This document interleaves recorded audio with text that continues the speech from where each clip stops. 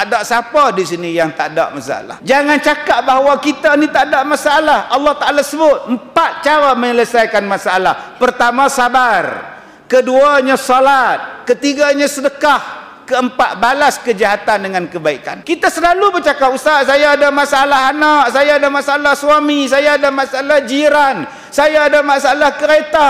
Kita selalu mengadu, kenapa Tuhan tak tolong saya? Kenapa Tuhan tak tolong saya? Jawapan dia mudah, hang tak sedekah. Cuba sekali lagi mereka ada tabung dalam masjid ni. Tuan-tuan niat, masuk duit dalam tu. Ya Allah, mak aku sakit, ya Allah. Sebab tu orang kita di Malaysia ni bagus. Dia ambil daripada surah Ali Imran ayat 132, 133, 134. Ni bagus orang kita ni. Sebab kelebihan bersedekah Allah Ta'ala sebut dalam surah tu. Orang yang membelanjakan harta dia waktu dia senang, waktu dia susah, waktu dia gembira, waktu dia sedih. Itu sifat orang bertakwa. Sebab tu tuan-tuan, bersedekah ini sifat orang takwa. Waktu kita senang, sedekah. Anak naik pangkat, sedekah. Suami dapat kerja, sedekah. Isteri dapat naik pangkat, sedekah. Anak masuk universiti, anak dapat kerja, sedekah. Anak bertunang, sedekah. Makan, anak kahwin, buat kenduri. Bagus tak? Bagus.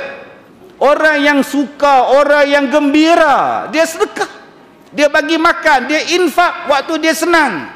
Tetapi sifat orang bertakwa yang disebut dalam Ali Imran 133 tadi juga tuan-tuan, bersedekah waktu susah, waktu sedih. Jadi tuan-tuan yang dirahmati Allah, sedekahlah.